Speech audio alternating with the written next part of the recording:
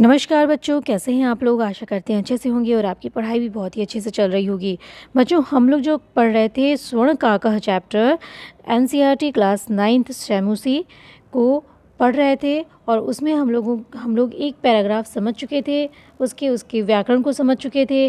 और ये जो कथा है वो विश्व कथा शतकम संग्रह से लिया गया है। कहाँ से लिया गया? विश्व कथा शतकम से। और इसको रचित है, इसकी मतलब रचना की है श्री पद्म शास्त्री जी ने। ठीक है। और ये कथा कहाँ की है? म्यांमार की है। म्यांमार की कैपिटल क्या होती है? नैपदिया होती है, हमने आपको बताया था ना। और क्या तो वहाँ की करेंसी होती है। ये तो करेंट है, इसको आपको मतलब जीएस से आपको उसको नॉलेज होनी चाहिए इसकी। और ये इसका हम लोग पूरा व्याकरण भी कर चुके थे। जो जो व्याकरण इसमें आए थे उसको हम लोग पढ़ चुके थे। इसकी कथा यही थी कि इसकी शुरुआत यही थी कि एक वृद्ध निर्धन स्त्री होती है। वो अपनी पुत्री को क्या करती है कि एक थाली में चावल जो है डाल करके देती है धूप में सुखाने के लिए, और कहती है कि किसकी पक्षियों से इसकी रक्षा करना। लेकिन तभी वो जो है एक विचित्र कौवे को उड़ते हुए अपने पास आते हुए देखती है। ठीक, यहाँ तक हम लोग पढ़ चुके थे। चलिए उसके आगे पढ़ते हैं।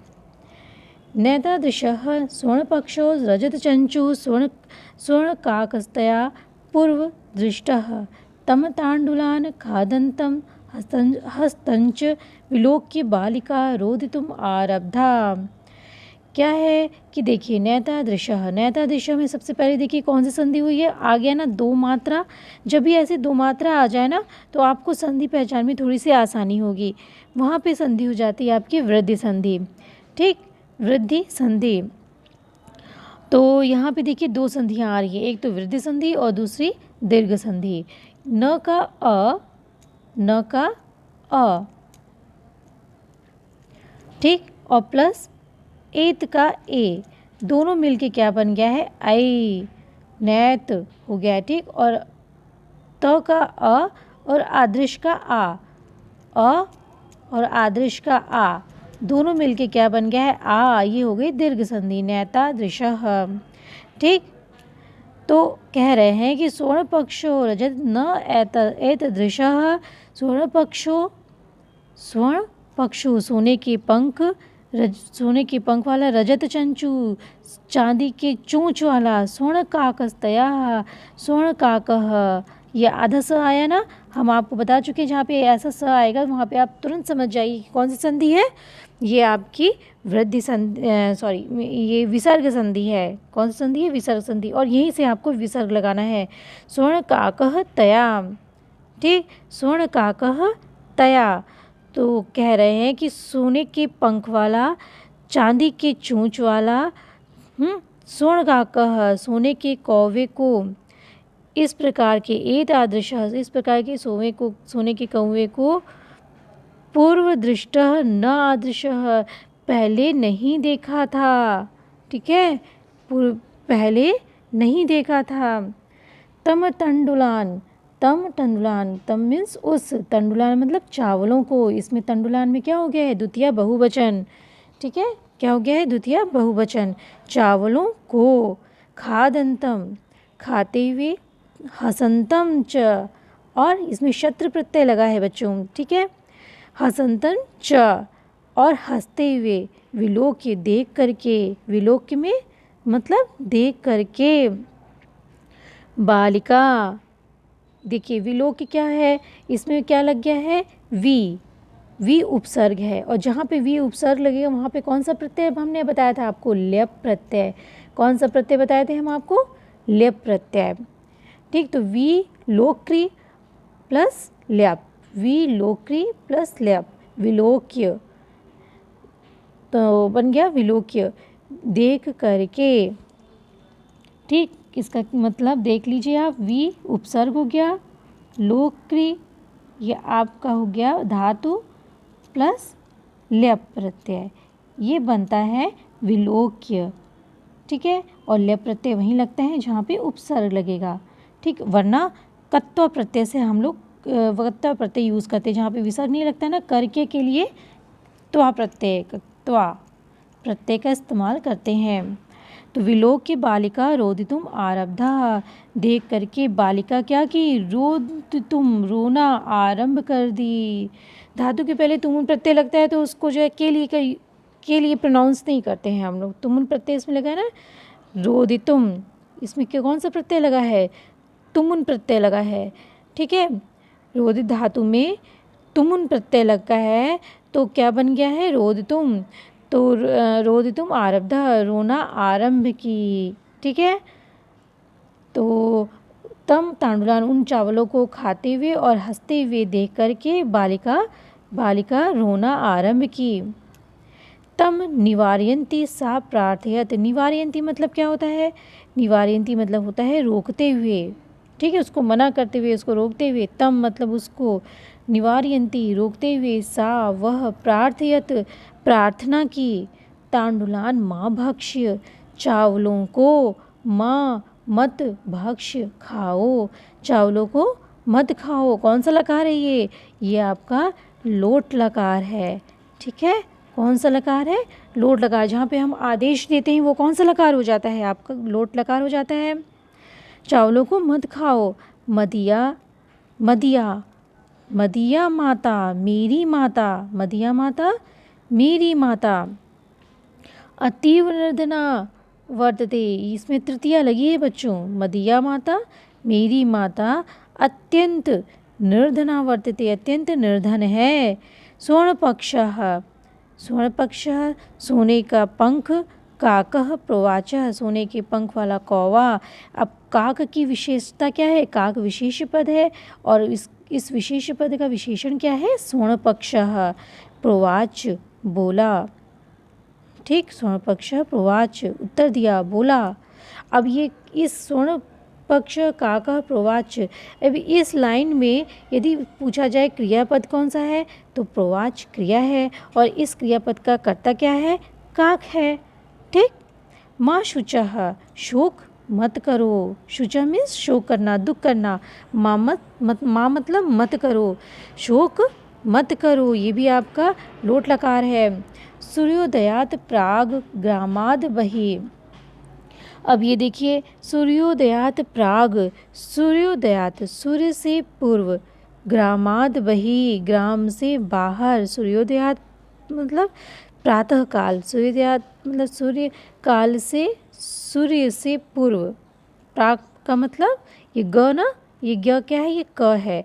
और हमने बताया था ना जब भी आगे इसके क्या आ जाए, आगे इसके कोई भी आपका स्वर या तृतीय या चतुर्थ वर्ण आ जाए तो क्या हो जाएगा, क अपने ही तृतीय वर्ण में परिवर्तित हो जाएगा। तो क ख ग में परिवर्तित हो गया है, क्यों, क्योंकि इसके आगे ग आ गया है, ग इसका तृतीय वर्ण है, तो इस वजह से ये ग जो है ग में परिवर्तित हो गया है, प्राक हो गया है, किससे, जशत्व संधि से।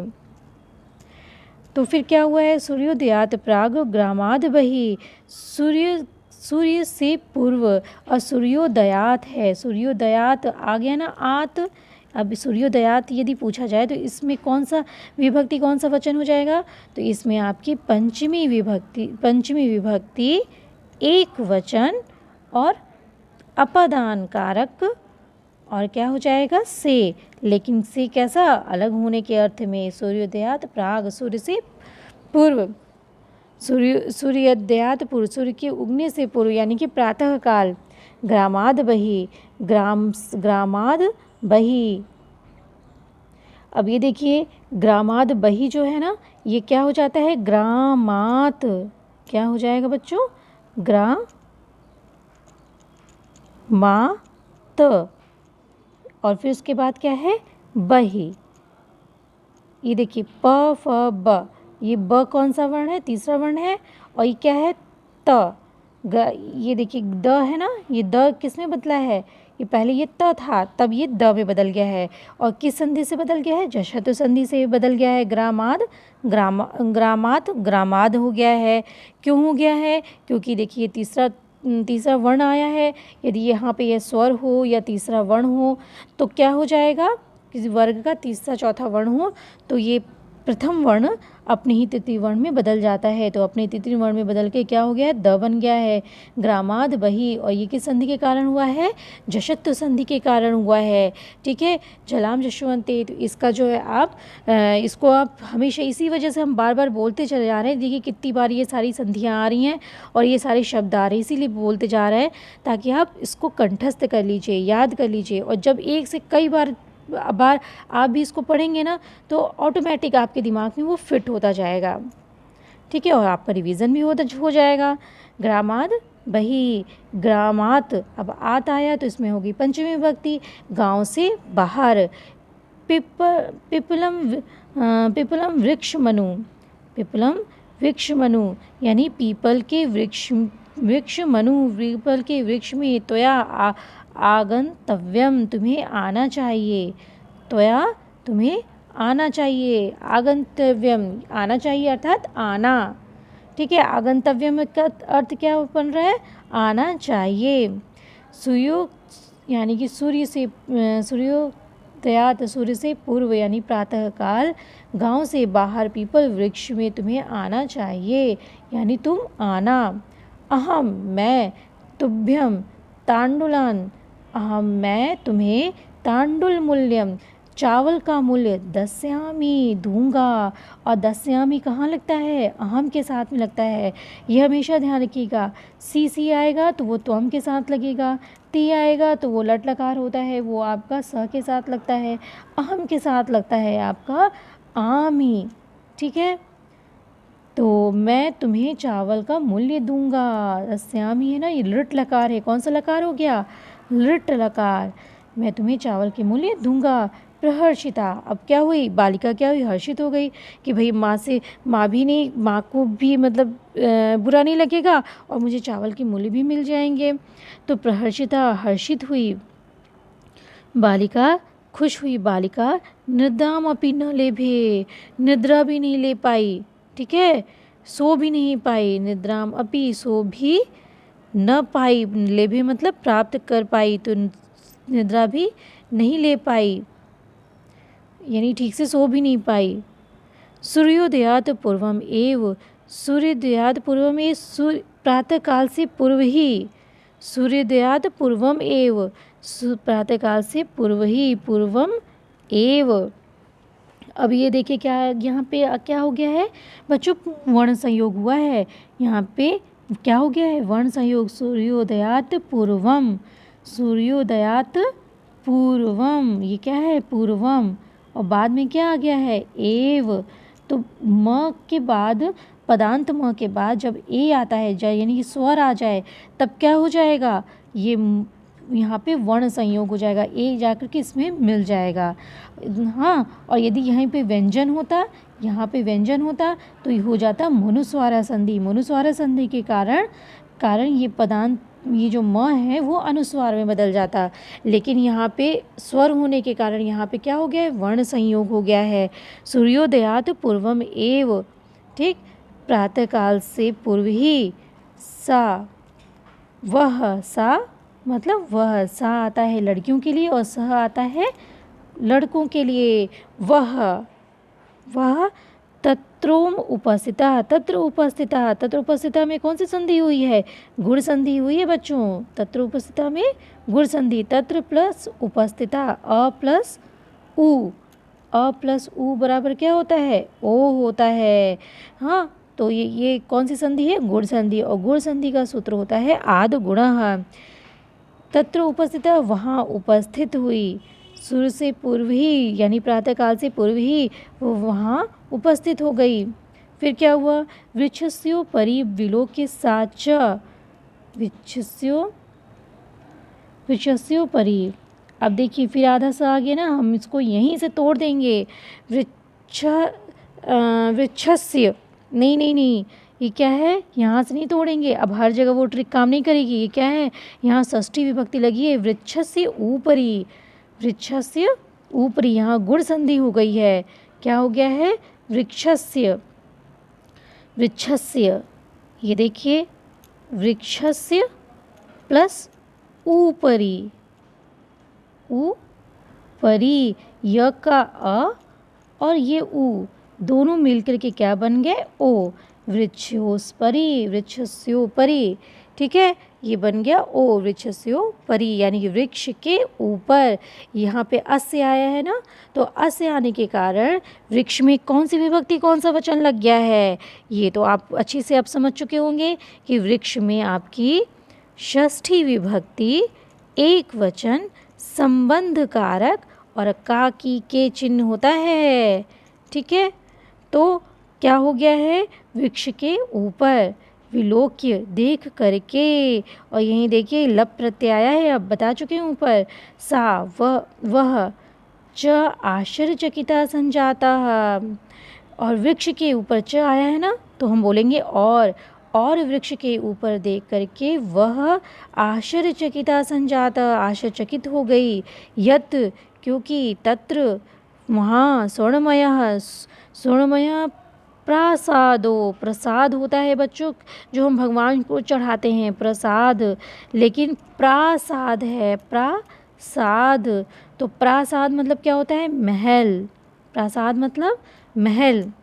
तो स्वर्णमय, सोने के महल है, क्योंकि वहाँ सोने का महल है। यह देख करके वो क्या हो गई, आश्चर्यचकित हो गई, ठीक है। यदा, जब, काकः शयित्वा प्रबुद्धः, शयित्वा मतलब सो करके, शयित्वा सो करके जागा, शयित्वा, शयी धातु में क्या है, त्वा प्रत्यय लगा है, सो करके।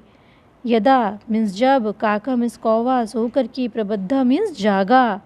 प्रबुद्ध का मतलब क्या होता है, देखिए अब यहाँ आधा स आया है ना, तो ये क्या हो गया, ये यहाँ पे आपकी विसर्ग संधि है, यहाँ पे आपका विसर्ग बनेगा प्रबुद्ध प्लस तदा, जागा, तदा, तब, तेन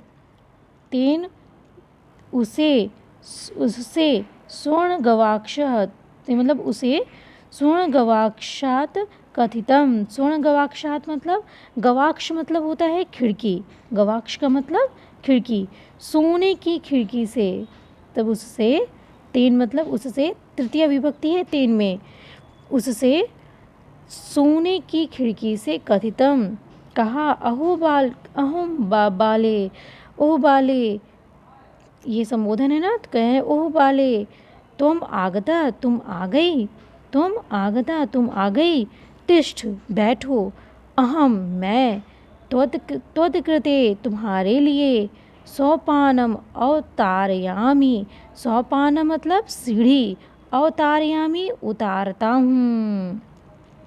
तो यहाँ अवतारयामी है ना, तो इस वाक्य में यदि जो है ये वाक्य आपके सामने आ जाए और कहा जाए इस वाक्य में क्रियापद क्या है, क्रियापद है आपका अवतारयामी, और इस क्रियापद का कर्ता पद क्या है, तो कौन उतारता है, अहम, मैं उतारता हूँ, मैं कौन, काक। तो यहाँ का क्रियापद क्या है, अहम है, और क्रियापद अवतारयामी है, और कर्ता पद क्या है, अहम है, ठीक है। तो मैं तुम्हारे लिए भी सीढ़ी उतारता हूँ। फिर कहता है तत्कथ है, तो कहो, स्वर्णमयम, रजतमयम, ताम्रमयम वा। अब सीढ़ी के बारे में पूछ रहा है कि तो कहो सोने की, चांदी की, अथवा, वा मीन्स अथवा तांबे की। कह रहा है सीढ़ी उतारता हूँ, सोने की उतारूँ, चांदी की उतारूँ, या फिर तांबे की उतारूँ।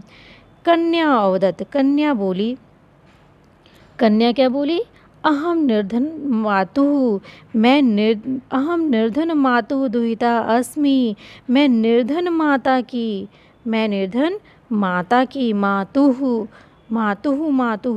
ये क्या होता है, ये आपका माता की, या इसमें आपका स्त्रीलिंग है ना, ये आपकी षष्ठी विभक्ति है, मातुः में षष्ठी विभक्ति एक वचन है, संबंध कारक है, और का की का चिन्ह लगता है। तो मातुः, निर्धन माता की, दुहिता, पुत्री, अस्मि, हूँ, मैं निर्धन माता की पुत्री हूँ। ताम्र सोपानेन एव, देखिए इसमें कौन कौन सी संधि हो गई है, ताम्र सोपानेन एव, इसमें कौन सी संधि हुई है, वृद्धि संधि। देखिए एव आया ना, दो मात्रा आ गई है ऐसे, तो इसमें वृद्धि संधि हो गई है। तांबे के सोपान ही से ही, एन सोपानेन है, इसमें तो नैव में तो वृद्धि संधि हो गई है, हाँ, सोपानेन, और एव है तो नैव जो है इसमें तो वृद्धि संधि हो गई है आपकी, ठीक, जिसका सूत्र होता है वृद्धि रेची।